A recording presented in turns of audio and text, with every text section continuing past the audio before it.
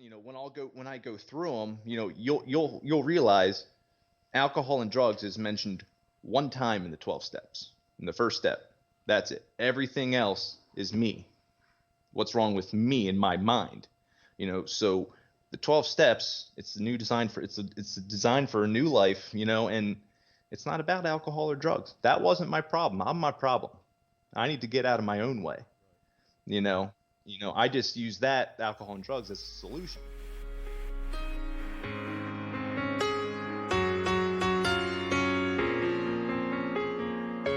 Yo, what's going on, guys? Welcome to a podcast. Not only is this a podcast, but it's our journey.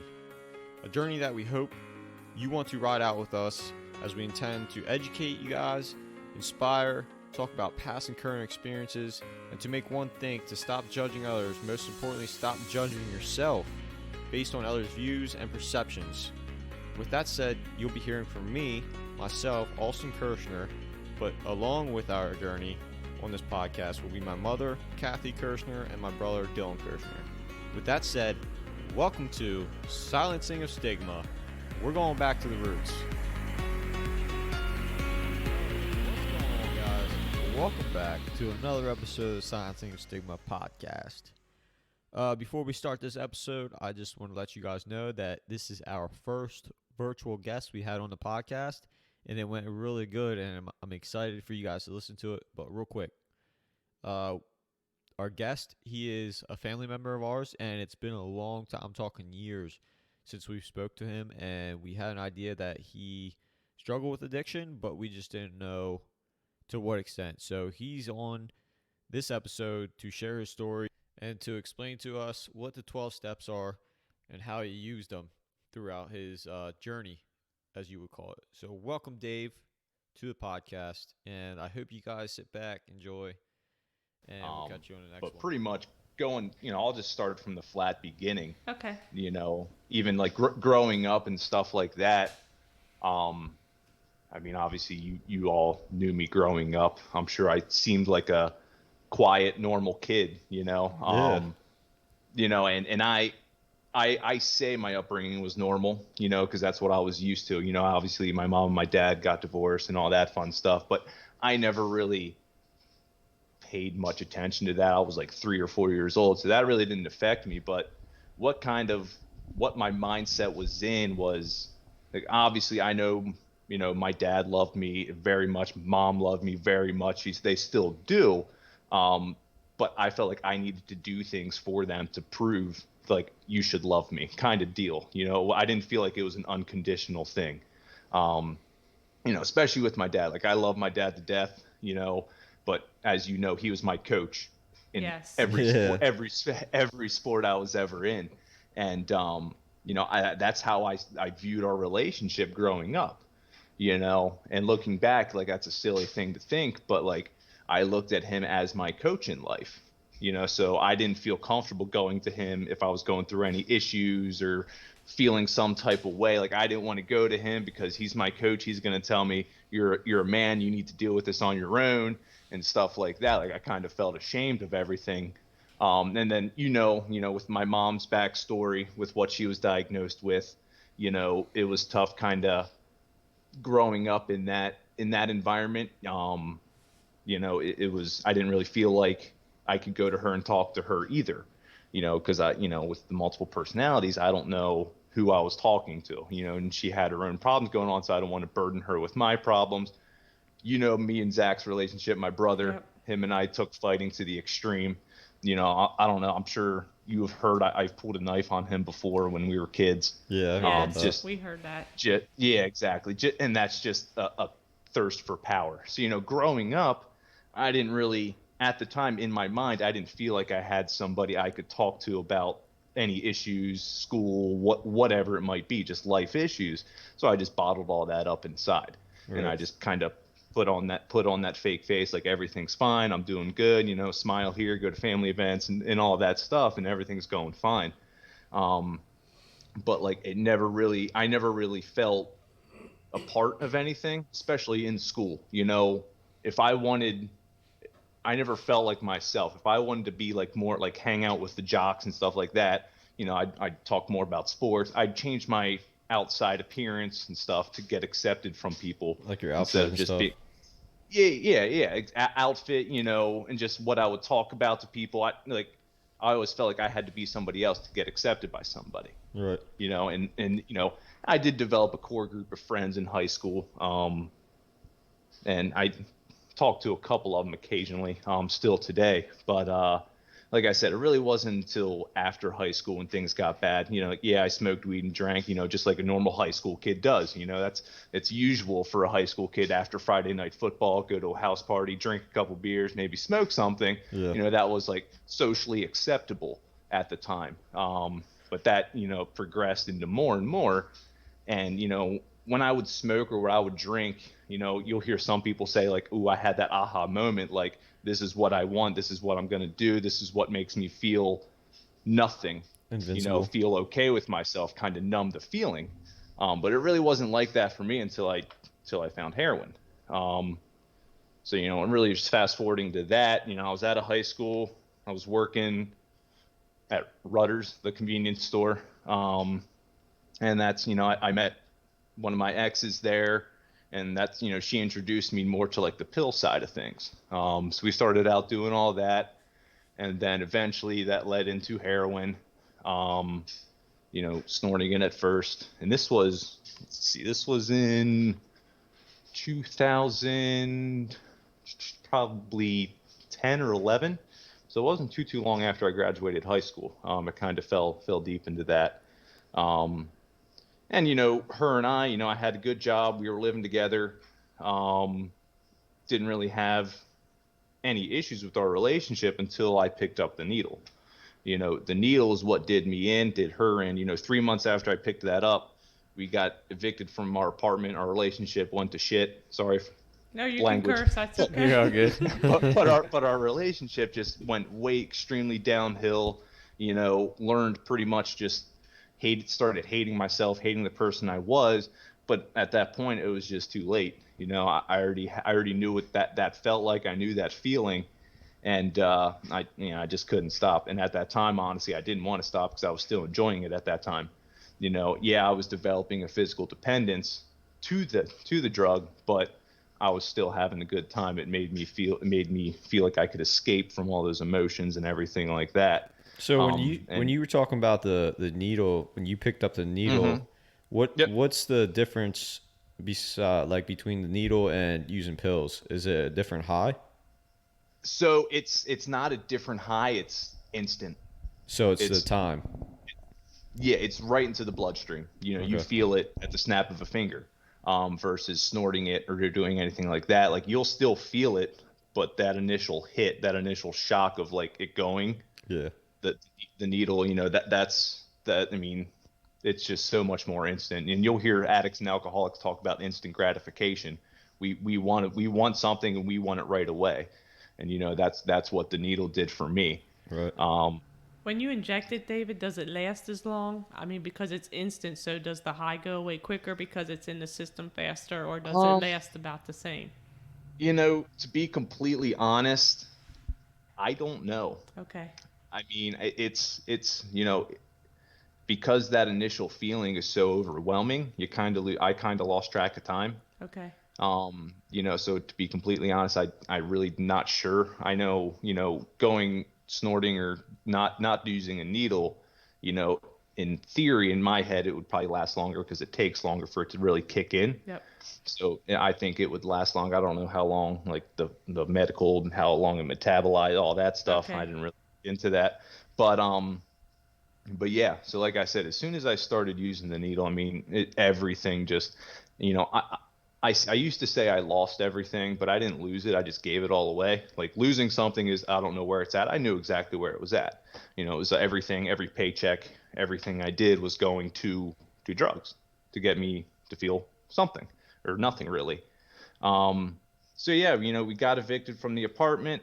I think at that time I moved back in with my mom. She had no idea what was going on at the time. I was able to hide it pretty well. Addicts and alcoholics were pretty good at manipulating and kind of hiding the fact that we do what we do. Absolutely, because Kyle must have hid it for years from us. Mhm. Yeah.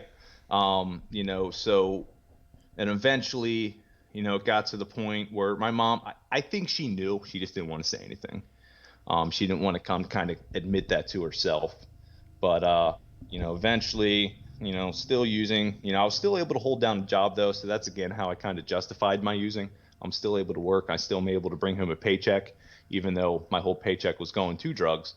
Eventually, I ended up moving out of my mom's, moving in with my ex, who we had the apartment together, to her parents' house, which was just a terrible mistake.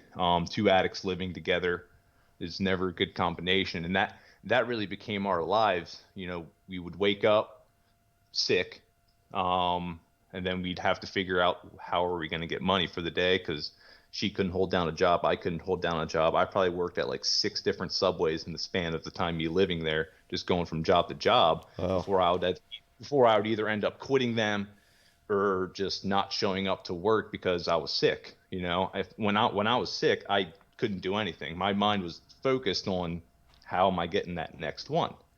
Um, so yeah, and then as you well know, she was pregnant and we had a kid. Um, and that was really my first, child youth services got involved. So that's really my first introduction to going to a treatment center, to going to rehab. It was pretty much, hey, you have to go here if you want to be a father, kind of thing. Okay. Went in there scared shitless, didn't know what to expect.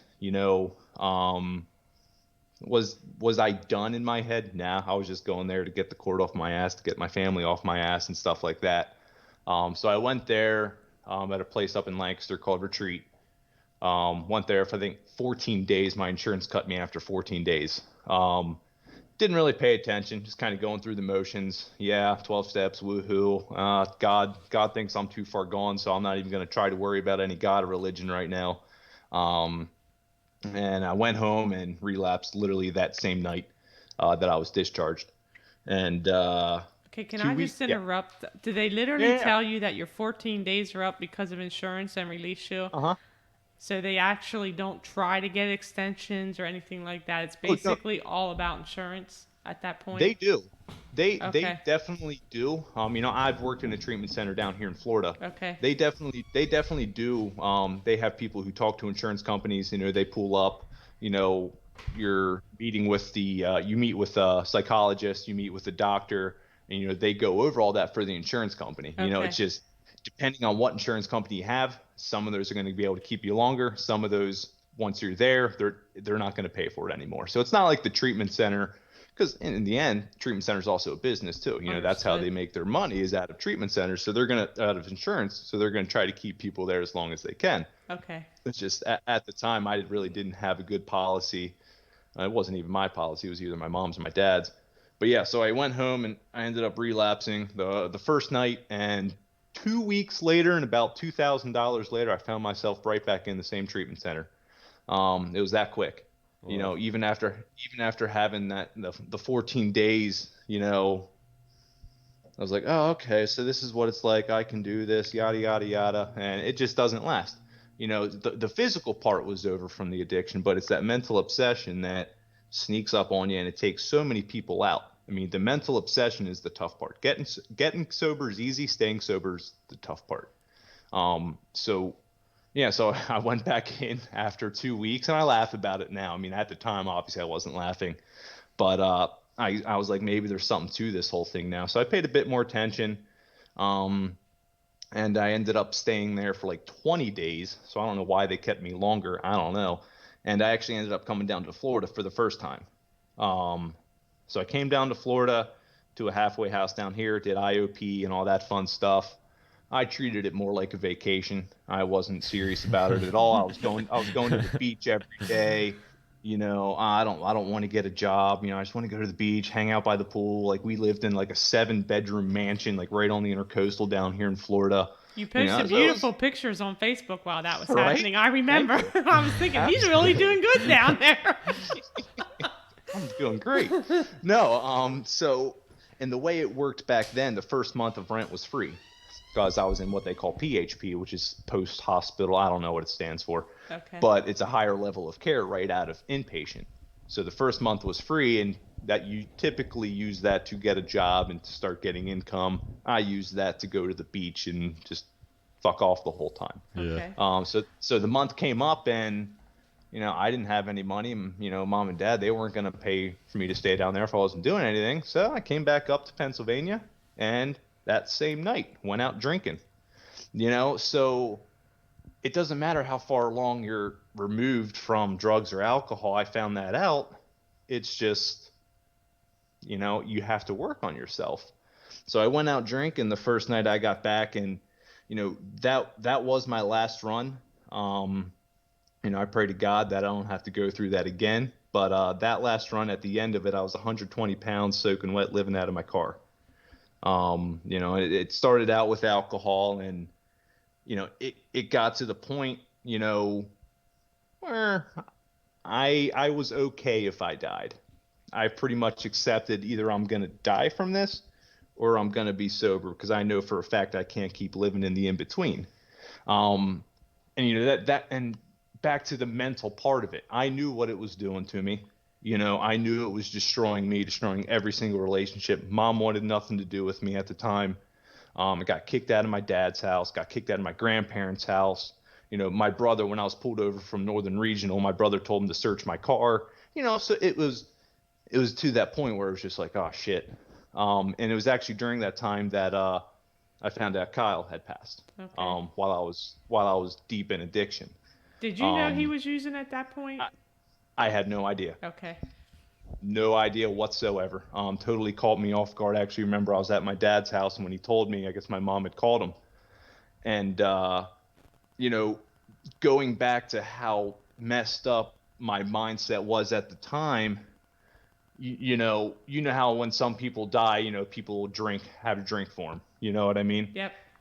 In my mind, I went out and I shot heroin for him. Okay. And that's where my mindset was. I was gonna literally do the thing that took his life. Looking back on that, it's just like, how can you think that? And that's just the grip that this has on people's minds. It makes you do shit that just doesn't make sense. Yeah, and I appreciate you sharing that, because we heard that after people came to his viewing, like literally they were doing it, and it was like, how can, like, they just saw someone pass, and how can they do it? So your explanation is perfect. Like, now we understand, like, that's why they do it. So it's kind of like an honor, because that's where your mind is at. And that's where my mind was at. And the crazy thing is when addicts hear somebody has passed away from a certain batch, they'll go and search that batch out, because they know that's good shit. Okay. That's how our minds operate, because we're always looking for that strongest instant gratification. And a lot of people, they're willing to take that gamble. Even somebody just passed away from something that the dealer got to him, people will try to go to that dealer to get the same thing. And it makes me think that Kyle might have done that. Like, he might have heard somebody passed away and he went and got it. It's hard to tell, and back when I was using, fentanyl was just getting introduced. It's not as nearly as big as it is nowadays. Yeah. And a lot of people were cutting the heroin with fentanyl, and, fentanyl, one tiny little speck can be enough if you don't have a tolerance. He died of fentanyl. His autopsy said was fentanyl. And of course, like you said, in 2014, the coroner told me he probably didn't know that it had fentanyl in it. So he died instantly, but it was fentanyl that killed him. Yeah. Yeah. And, and again, that every time I would use, I knew I was gambling, and to be honest, there were some times where I was like, I hope this is my last one, meaning I hope this kills me. And I didn't care about the consequences. I didn't care about how it would make my family feel, how it would make people who loved me feel. I was selfish. I wanted to do what I wanted to do, and if it kills me, it kills me. So, and again, sorry, go ahead. There was no fear there then. No fear. No, there was no fear. Absolutely no fear. And it's crazy. How do we get people, okay, to do that with their lives without the addiction? How can we to get people to conquer things without the fear, just like you explained with your addiction? Like you have no fear. You see what I'm saying? uh So to It how takes conquer, how it how takes can over we? your like, brain. Yeah, but how I can we get that gotcha, to mentality be of fearless. yes, to be Okay. fearless, but still chase after what you're going for? So if I have a passion, why am I fear? Why am I fearing stuff? You know what I mean? If that's my passion, why not go for it? Kind of the same. It's different, Yeah. but Yeah, no, you no, see what I'm I get saying? what you mean. And, a lot of it, you know, a lot of it has to do with what we tell ourselves in our mind. One bad, and I'm finding that out, one bad thing goes wrong if I'm chasing a passion, I want to throw in the gloves. That's just my mindset. And, when I get to the 12 steps, and I'm a huge believer in the 12 steps can be used for anybody, Yeah. addict, Absolutely. non-addict, Yes. and when I go through them, you'll realize alcohol and drugs is mentioned one time in the 12 steps. In the first step, that's it. Everything else is me. What's wrong with me in my mind? So the 12 steps, it's the new design for it's a design for a new life, and it's not about alcohol or drugs. That wasn't my problem. I'm my problem. I need to get out of my own way. Right. Right. You know, I just use that alcohol and drugs as a solution That was to your me. crutch. Right. Exactly. So Well, yeah. So like I said, at the end of that run, I was living in my car and I don't know what came over me, call it a God moment, call it what you will. I was like, well, I might as well go back to treatment. I don't know if they're going to take me because I still owed them co-pays for the last couple times. And I called them up and they're like, yeah, come on in. So they scholarshiped me. So I got to go there for nothing down, anything like that. And I actually took the shit seriously this time. I learned much more about me. And it's something, I've told Maddie this too. My last time in treatment, she sent me a letter. And I remember reading it in my room. I went in, closed the door, made sure nobody came in my room when I read it because I can only imagine what this letter would say. But, it was just saying that she still loves me. She wants the old me back. And I broke down, and at that moment I broke down. I got in the shower and I actually prayed for the first time in God knows how long. I was just like, God, just help me. And I've told Maddie that, like, that letter definitely lit the fire under my ass to actually do something with my life. And as me and Maddie's relationship, her and I were extremely close, especially with Yes. her growing up, with my mom going through what she was going through. I was a big part of her life and she's a big part of my life, and I love her to death for it. But yeah, so after that letter, I started praying. I didn't know what I was praying to. I didn't know who I was praying to. But I was just saying, if anybody's up there, just help me. And that was it, just reaching out and asking for help. So time came for me to discharge from there. My mom was gracious enough to buy me another ticket down to Florida, the same recovery house I was in the first time. And I actually started doing what was suggested of me. My house manager, we had to find a sponsor and stuff like that. So I went to a meeting and I met my sponsor. He's still my sponsor to this day. His name's Dan. I love him to death. He's actually going to be in the wedding. But he taught me what was taught to him. He took me through the big book. He got to know me on a personal level. It wasn't just like, oh, hey, how are you? Let's go through the 12 steps. See you later. Him and I have developed a really, really strong bond. And, that's something that I never really felt like I had in life. And, when I first started going to the rooms of AA, I felt like I was at home. There's nowhere else in a room you can say stupid shit that you done when you were drunk and how many DUIs. Like I had 5, like somebody would say I had 5 DUIs and the whole room would laugh. Like yeah. normal people don't laugh at that. But like people in the rooms, they can relate to all that stuff because they've all done it before too. And So I it had was a really cool. privilege. I had the privilege to go to meetings. Mm-hmm. And you're so right. Like they are so close, and nobody Yeah. judges anybody, and they Yeah. share their stories, and people laugh, and people cry, and Yeah. it always makes me feel happy to be there, even Mm-hmm. though I'm the guest. Like Yeah. they've welcomed me. Like I've spoke at a couple. Mm-hmm. When comments came up, like I stood up and I said things, Yeah. and that is the closest family that I've ever seen in a group Absolutely. meeting like that. Like it is, and it's a Absolutely. mixture of ages, it's a Mm-hmm. mixture of time sober, and they're Mm-hmm. just so encouraging of each other. Yeah. Absolutely. And my really when I got started out, my group of sober guys that I would hung out with, they were all in their 60s. And if you would have told me Friday night I'd be going to a diner eating dinner with a bunch of 60-year-old guys, I'd be like, you're absolutely nuts. But I enjoyed that, and they taught me so much about AA and stuff like that, and I was able to actually go to them if I had any issues, which I felt like I could go to them. That's the first time I felt like I could talk to somebody. I didn't have to bottle it up inside. Um, so and then obviously we got to work on the steps. Now, with the 12 steps, like I said, I knew what they were. I saw them hanging on the wall, but the whole God part scared me because I was raised Catholic and I was taught, oh, my understanding, God loves us, but at the same time, if I lie, I'm going straight to hell, kind of thing. Right.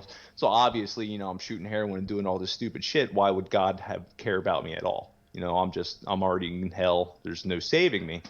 But it was explained to me it's a God of my own understanding. It doesn't have to be a Christian God, it doesn't have to be any specific religious God, it's just a power greater than myself. And my sponsor was like, go out in the ocean and try and stop a wave from crashing. You can't. That's a power greater than yourself. Try and stop the sun from rising. You can't. That's a power greater than yourself. So a lot of people, they'll use nature, they'll use the ocean, they'll use just peaceful things. So some people will use the rooms because how can a room full of people have all these years sober when I can't get a day sober? That's a power greater than myself, is all these people together in sobriety. Me, I found what kept me sane in the moment. So I mean, and it changed. First it was my son, and then it was family, and then it was, it changed from things to thing, but it kept me sane in the moment. It kept me grounded, and that's what I started to use. And that's really, the first step. Obviously, I knew I was powerless over drugs and alcohol because just look at myself, I was 120 pounds, and had no money, and then the second step came to believe that a power greater than myself could restore me to sanity. And it doesn't say must believe. It said came to believe. So it's not going to be instantaneous snap of the fingers, boom, I believe in God. It's day by day, you start to realize, oh, shit, maybe there is something to this. I start praying, and stuff starts kind of happening. I feel happy. I feel joyous and free, which is mentioned in the big book here. And step 3, turn our will and our lives over to the care of God as I understood them. And that's just pretty much just saying, I surrender, white flag in your hands.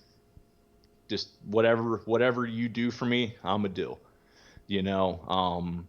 That part, it might sound easy, but it's pretty tough.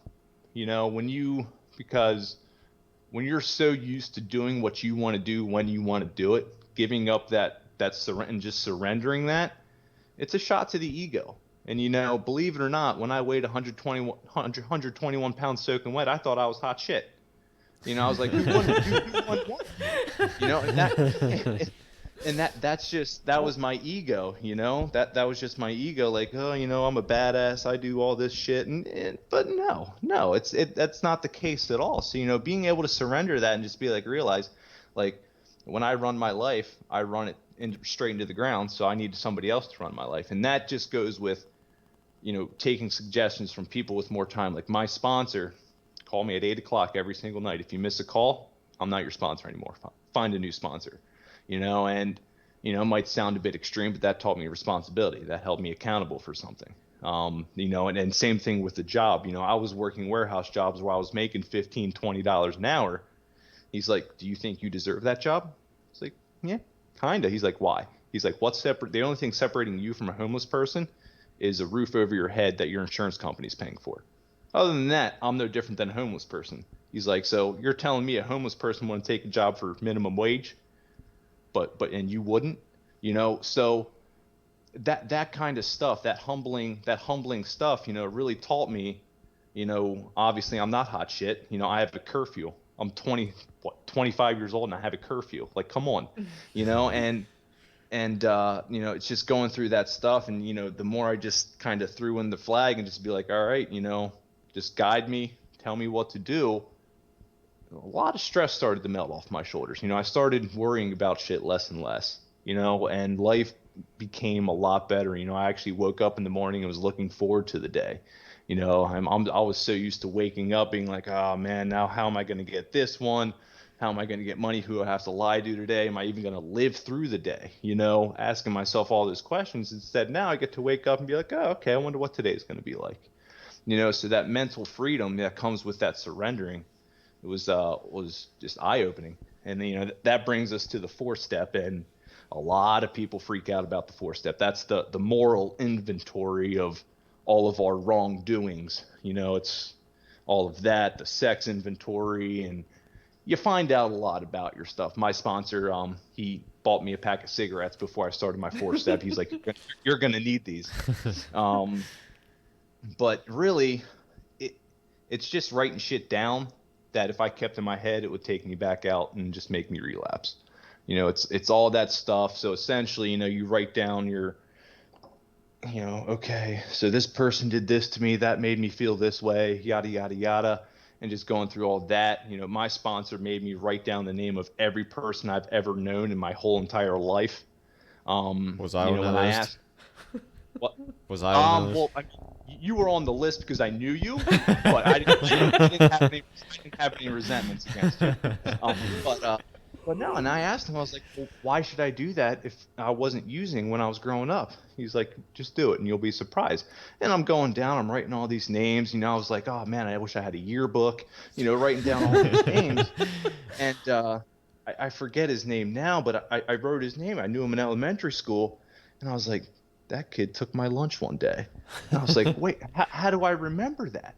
And that's the thing, even though that happened when I was in elementary school, it was still in my mind. Yeah. And I wrote that down, and that was on my 4-step. It's a clear moral inventory of who was I pissed at and what was my part in it. And I come to find out I was the one who was wrong in that. I got pissed off at people because of what they did to me. I didn't think about, okay, I did that to them, so they were rightfully able, it's okay that they got mad, because of what I did. I just looked at what they did to me. Right. I didn't care what I did to them. So, and it's kind of made me realize I'm selfish, I'm egotistical, and screw everybody else. Like honestly, I felt like shit after writing everything down and just realizing like, oh my God, like I'm jealous all the time. I'm fearful of other people, and it's just, oh my God, like there's so much wrong with me. And, so him and I think we spent about 3 or 4 hours going over everything, all my resentments, all of my relationships and how I treated, my significant other in relationships, and going through all of that. And by the time I was done, like, I was a little depressed. I was like, holy hell, I'm a horrible person. He's like, go home, meditate for an hour, call me in the morning. So I went, great, thanks. I feel like shit, but thank you. But so I went home and I meditated for the hour, and I rarely remember dreams, but that night I had a pretty vivid using dream, and I remember most of it to this day. It was a bunch of my friends I met in rehab, we were all hanging out together, then everybody relapsed, and whatever. But I woke up that next morning on my hands and knees in the praying position on my bed. And I've never done that before. I've never changed positions in sleep. Yeah, I might roll over, but I've never literally gotten out of bed and gotten the praying position and woke up like that. And I just was like, all right, this isn't a coincidence that this just happened after I did that hour meditation, after I went over out of how shitty of a person I am. So like at that point, I was like hook, line, sinker, sold. There's somebody up there. Yes. That's awesome. Yeah, and it scared me, to be honest with you. I woke up, I didn't know where I was.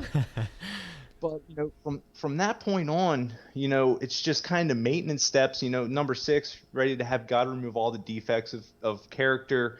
My jealousy, my fears, and things like that. And at that time, like I said, I was hook, line, and sinker.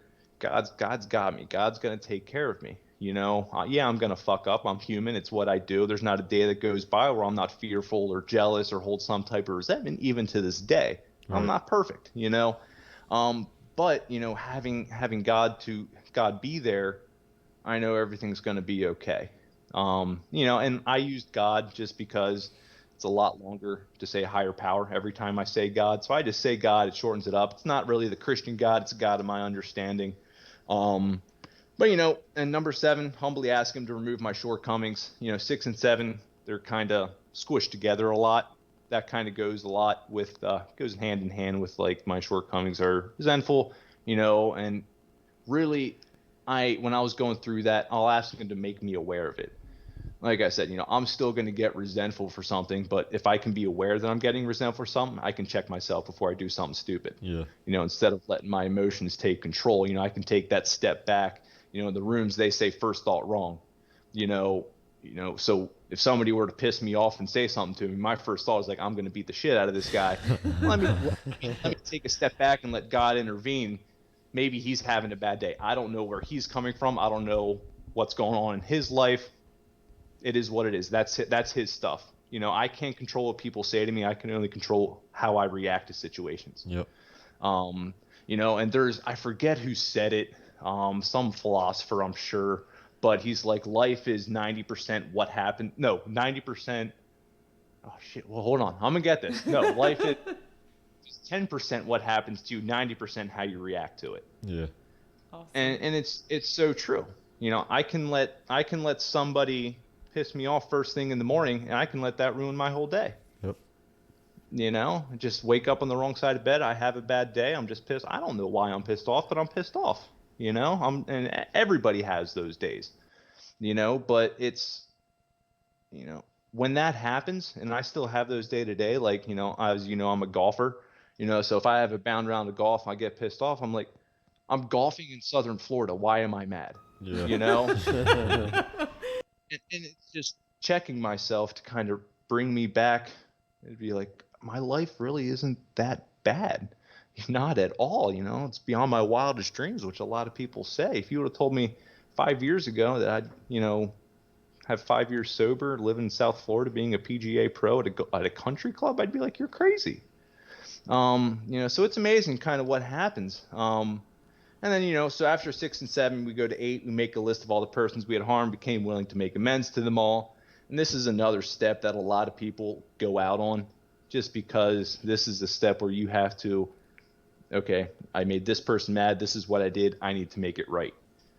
And that is the most humbling experience for an alcoholic or addict, is to admit when they're wrong and actually admit to that person face to face if possible.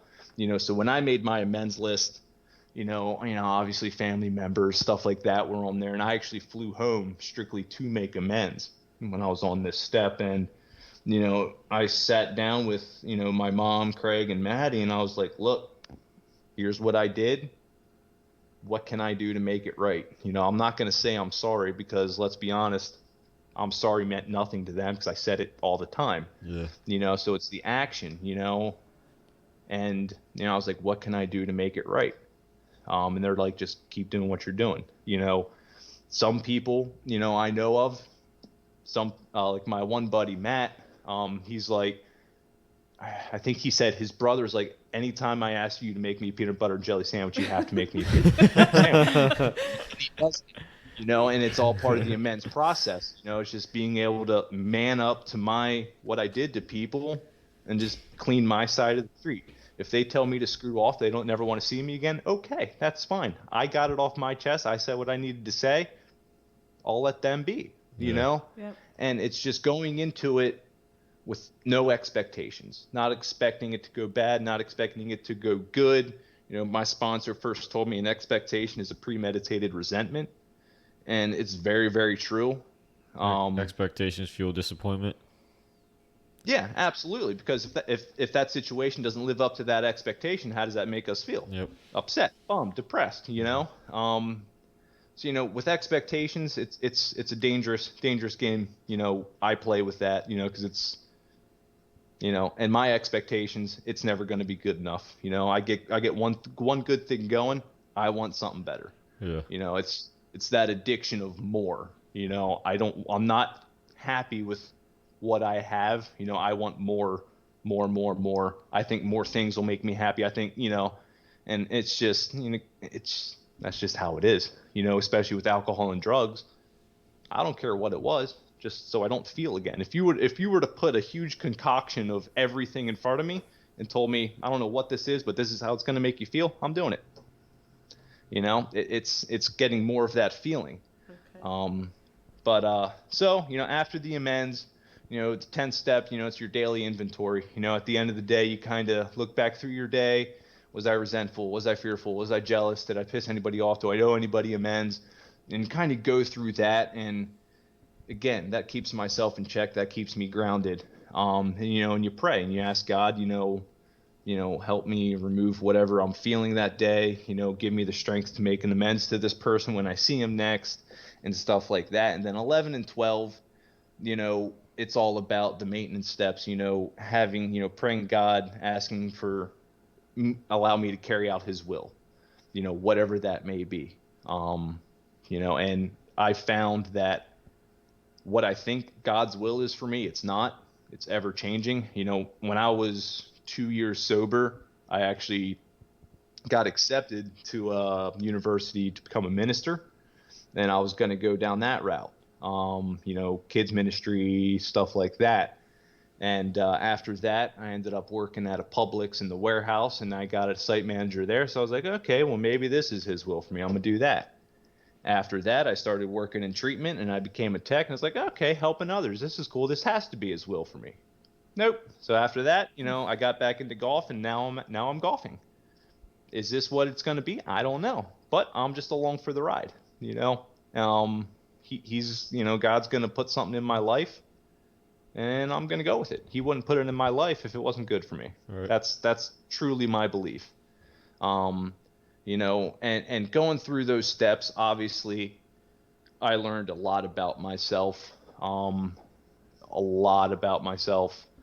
And it's helped me in my relationships immensely. Like Mom and I have a great relationship. Me and Maddie have a good relationship.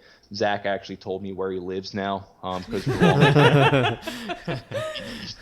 he told everybody not to tell me where he lives. Me and my dad have a great relationship, and the relationships are back in.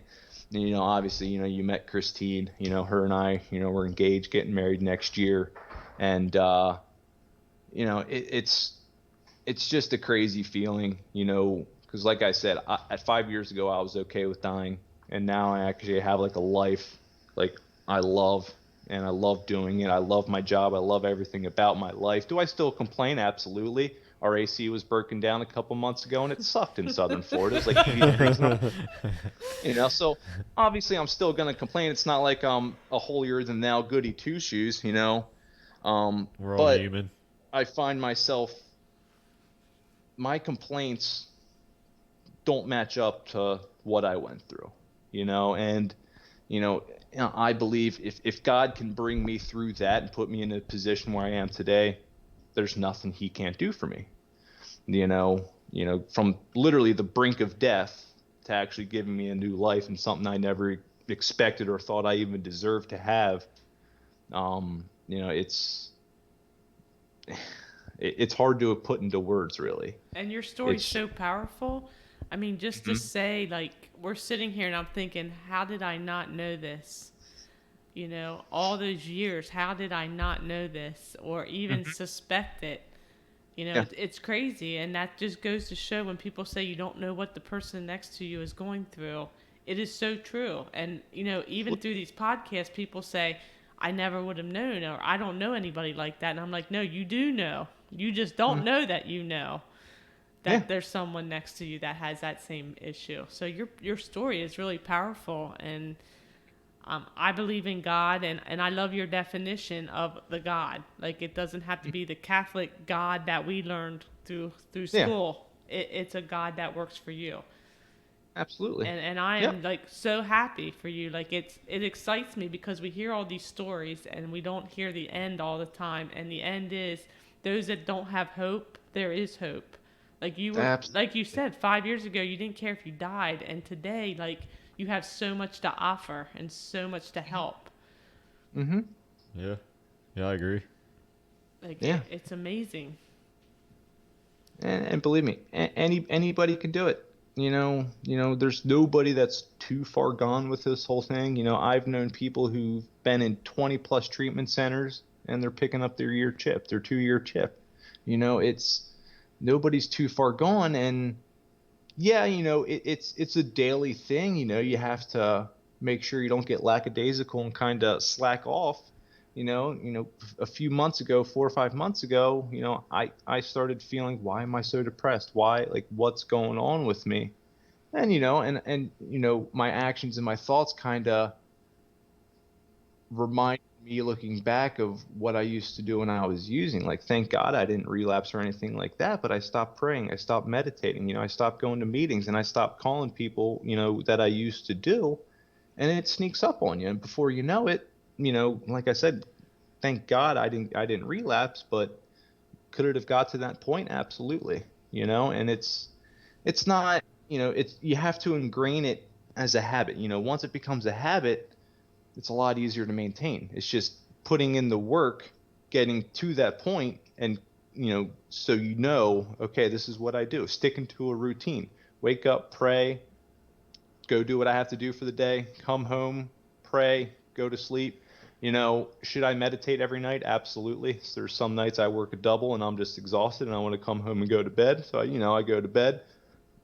But it's getting that routine where my God obviously is first in my program. Anything I put above God, whether it be a relationship, a job, I'm going to lose that, because if I put all my focus on that, I'm going to forget about praying. I'm going to forget about doing everything else. And, I'm eventually going to get back to that point where I relapse. It might be a day from today. It might be a year from today. I don't know.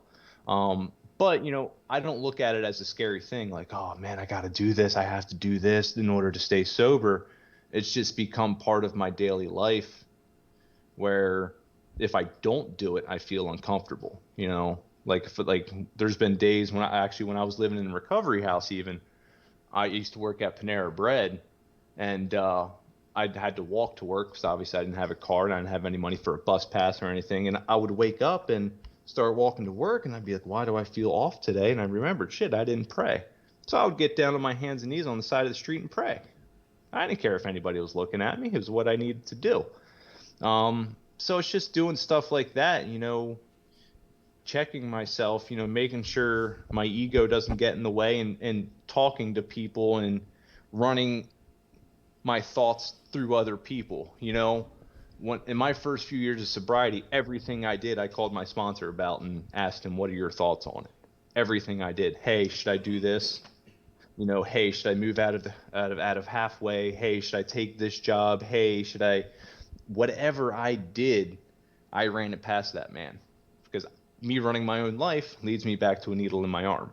Right. And eventually, I just had 5 years last week, and they say 5 years is when you get your marbles back, and then year six, and then year 6, your head pops out of your ass.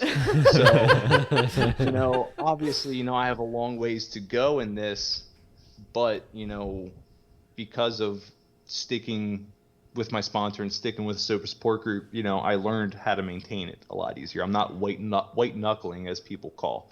I'm not a dry drunk, or whatever you want to call it. I don't go through the day fighting the urge or fighting any notion of using. When I worked in treatment center, obviously, we had clients come in where they had contraband on them, and I'd be holding the stuff that I used to do in my hands, just dump it in the trash, and there's not another thought that crossed my mind.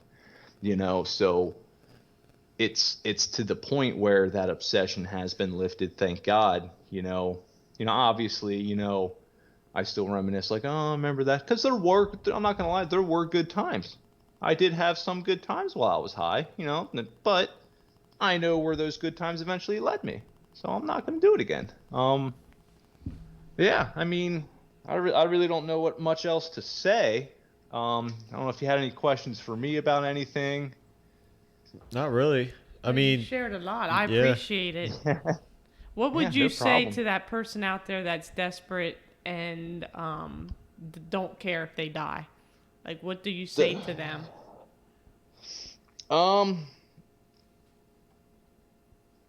Pretty much, look, there's hope. You're not too far gone.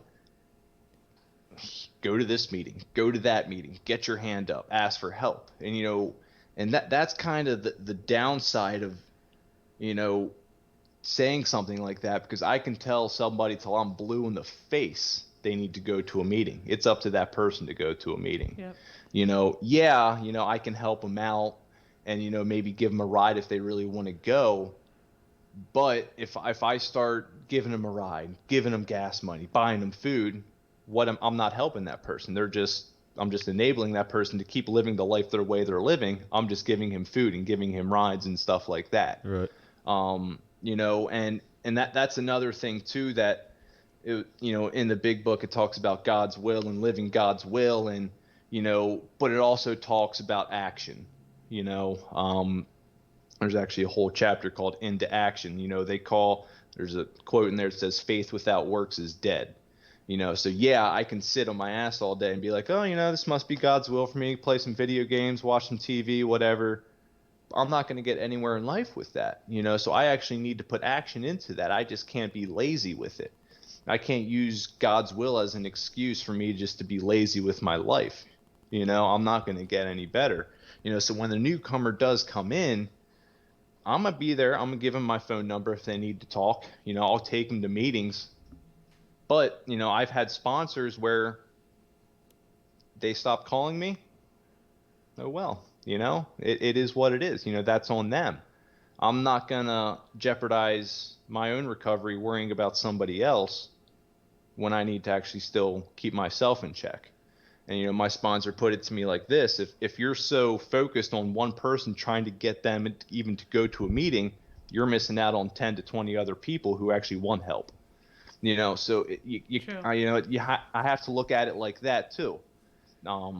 So, my hand's always out to help somebody if they want the help. Okay. Good. Well, where do they find you if they're asking for help? Where can they find you? Meetings, a lot of, newcomers come to the meeting, they might share something about being the first time there, and, I'll go up to them after the meeting, be like, hey, talk to them a little bit, if they have a phone, give them my number and stuff like that. And it's more so just giving them that outlet. There's phone lists that get passed out too, where if they want a phone list, we'll write our numbers down and, they can take it home with them. I've even met people, down here in Florida, it's pretty bad down here. People in the gas station, and obviously you can tell they're drunk or messed up on something. They'll ask me for $1 or whatever, something like that. And a lot of the times if I have $1, I'll give it to them. A lot of people like, oh no, get away from me. You're just going to spend it on alcohol or whatever. But they might spend it on alcohol. My sponsor's like, who's to say that $1 you gave them to buy on alcohol prevented them from having a seizure and dying? That gave them another day to where they have another chance to get sober and help somebody else in the same position. So when I look at it like that, it's just like, all right, yeah, well, I don't do it every time. But you meet them all over the place.